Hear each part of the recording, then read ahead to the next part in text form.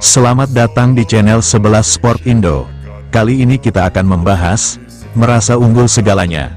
Media Vietnam sesumbar akan bantai Timnas Indonesia. Segera gabung Timnas Indonesia. Nilai pasar oleh Romeni melejit 2 kali lipat. Seakan tak berkaca, media Vietnam tegaskan Timnas Indonesia tak bisa main kasar lawan Timnas Vietnam di Piala AFF 2024.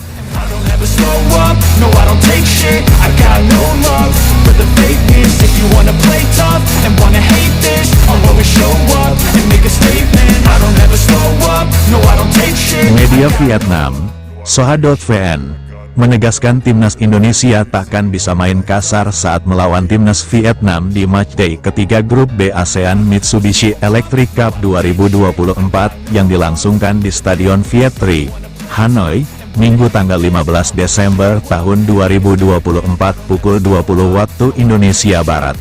Asumsi itu muncul karena laga nanti akan diawasi video asisten referee atau VAR plus dipimpin wasit yang doyan mengeluarkan kartu. Wasit yang memimpin laga Timnas Vietnam versus Timnas Indonesia adalah pengadil asal Arab Saudi, Abdullah Al-Sehri. Pengadil berusia 32 tahun ini rata-rata mengeluarkan 6-9 kartu kuning di setiap pertandingan. Karena itu, Soha.vn menilai Timnas Indonesia takkan bisa bermain kasar melawan Vietnam.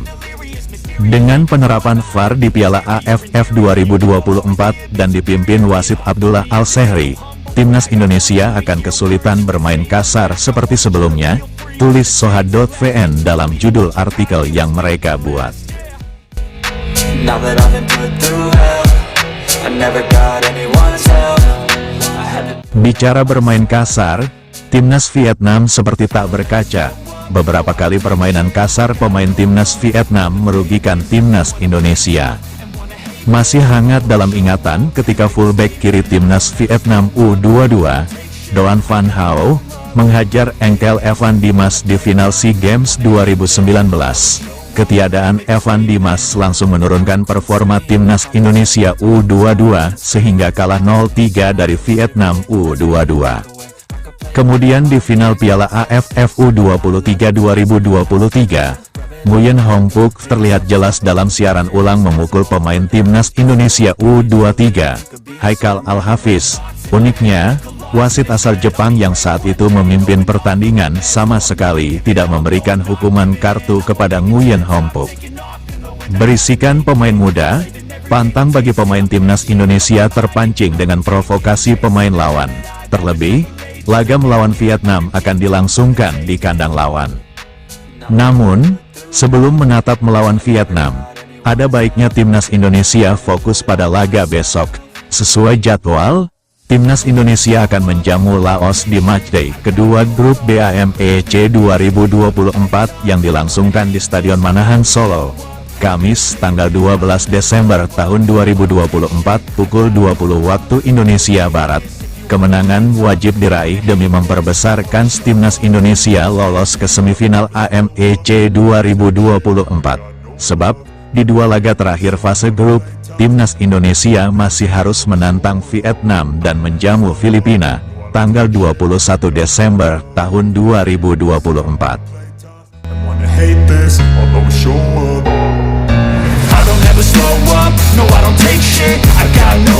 Striker FC Utrecht, Ole Romeni mengalami lonjakan nilai pasar jelang bergabung ke Timnas Indonesia. Ole Romeni merupakan satu striker yang dikabarkan sedang diproses naturalisasi oleh PSSI. Ia juga telah datang ke Jakarta bertemu Erick Thohir. Striker 24 tahun ini disebut bakal gabung ke skuad Garuda pada Maret tahun 2025 mendatang saat melawan Australia di kualifikasi Piala Dunia 2026. Sedang menjalani proses naturalisasi dan segera bela Timnas Indonesia. Ada kabar baik untuk Ole Romeni, sebab nilai pasarnya naik drastis. Sebelumnya nilai pasar Ole Romeni adalah 13,91 miliar rupiah, sedangkan ini naik kurang lebih 2 kali lipat menjadi 26,07 miliar rupiah. Hal ini tak lepas dari performanya yang kunjung membaik di FC Utrecht. Pasalnya, striker keturunan ini mulai mendapatkan menit bermain. Berbeda dari musim lalu yang hanya tampil 16 laga selama kompetisi, kini Ole Roemeny perlahan mendapatkan kepercayaan. Sejauh ini, pemain 24 tahun ini sudah bermain dalam 13 pertandingan di Eredivisie Belanda dengan sumbangan 2 gol. And wanna hate this, I'll always show up and make a statement. Gonna learn the consequence of being incompetent. Mental health is... Salah satu media Vietnam mengomentari kondisi persaingan antara timnya dengan timnas Indonesia asuhan Sintayong di Piala AFF 2024. Saat ini timnas Indonesia dan Vietnam sama-sama mengantongi 3 poin berkait 1 kemenangan yang berhasil diraih di pertandingan perdana. Namun Vietnam lebih unggul dibanding timnas Indonesia karena mereka punya selisih gol yang lebih baik ketimbang skuad Sintayong. Oleh karena itu, nasib timnas Indonesia dan Vietnam sangat ditentukan dari hasil pertandingan berikutnya, atau timnas Indonesia juga bisa menunggu saat-saat pertandingan melawan Vietnam yang akan berlangsung pada tanggal 15 Desember mendatang.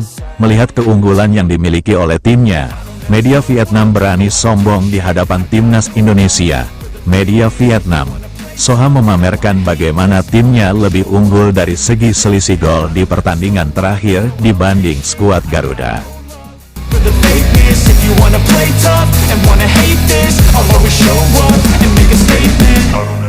Saat ini di grup B Piala AFF 2024, timnas Indonesia masih menempati peringkat kedua grup setelah Vietnam, buruk di subindeks, tulis media Vietnam, Soha.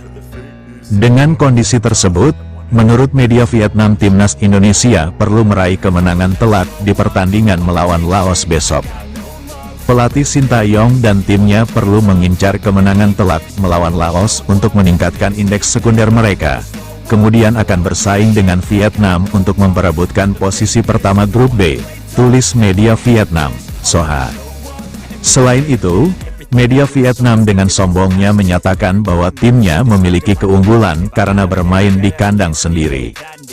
Dalam konfrontasi langsung antara timnas Vietnam dan Indonesia, pelatih Kim Sang-sik dan timnya mendapat keuntungan tertentu karena bermain di kandang sendiri di Viet Tri, tulis media Vietnam, Soha.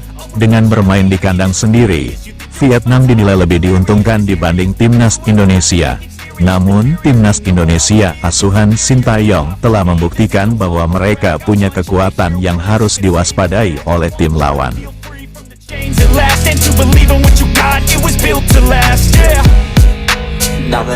Terima kasih sudah menonton video kami.